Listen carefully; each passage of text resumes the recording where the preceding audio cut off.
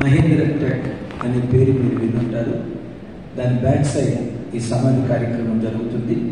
మిమ్మల్ని అందరినీ ప్రేమపూర్వకంగా ఆహ్వానిస్తున్నాం. Thank you.